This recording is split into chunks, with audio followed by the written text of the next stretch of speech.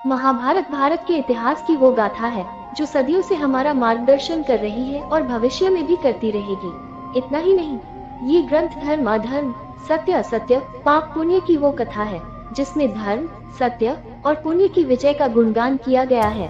हिंदू धर्म शास्त्रों में इस पवित्र ग्रंथ को पांचवा वेद भी कहा गया है, क्योंकि विश्व का सबसे पवित्र ग्रंथ श्रीमद् भगवद गीता इसी महाकाव्य में समाहित है।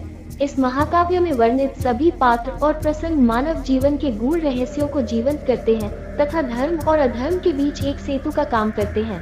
ऐसा ही एक प्रसंग पितामह भीष्म का आता है, जब महाभारत का युद्ध चल रहा था और उस युद्ध के दौरान भीष्म पितामह अर्जुन के बाणों से घायल हो बाणों से ही बनी हुई एक शैया पर पड़े हुए थे, जहां कौरव और पांडव दल के लोग प्रतिदिन उनसे मिलने जाया करते थे। एक दिन का प्रसंग है कि पांचों भाई और द्रौपदी सरसैया के चारों तरफ बैठे थे और पितामह भीष्म उन्हें उपदेश दे रहे थे। उस वक्त सभी श्रद्धा पूर्वक उनके उपदेशों को सुन रहे थे। फिर अचानक द्रौपदी खिलखिलाकर हंस पड़ी। ये देखकर पांडव आश्चर्यचकित तो थे ही, पितामह भी इस हरकत से बहुत आहत हो गए और उपदेश देना बंद कर दिया। पांचों पांडवों द्रौपदी के इस व्यवहार से बिल्कुल शांत हो गए।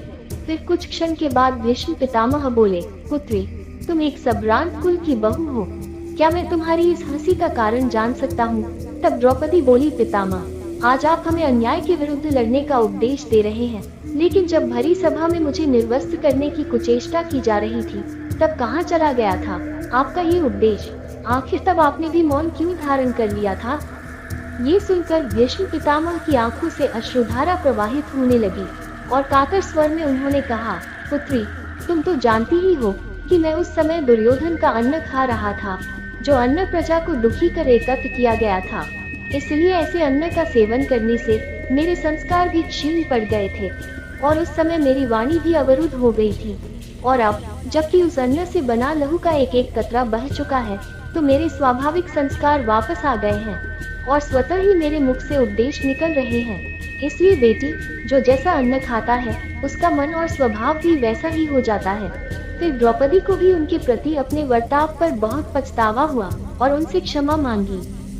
नमस्कार, अगर आपको ये जानकारी अच्छी और रोचक लगी हो तथा आपने अभी तक मेरे इस चैनल काव्य कोमल को लाइक, शेयर एवं सब्सक्राइब नहीं किया हो, तो प्लीज इस चैनल को लाइक, शेयर और सब्सक्राइब करें। आपके इन्हीं प्रोत्साहन से हम आगे भी अधिक से अधिक अनोखी एवं प्रासंगिक जानकारी आपके समक्ष लेकर उपस्थित होते रहेंगे। धन्यवाद।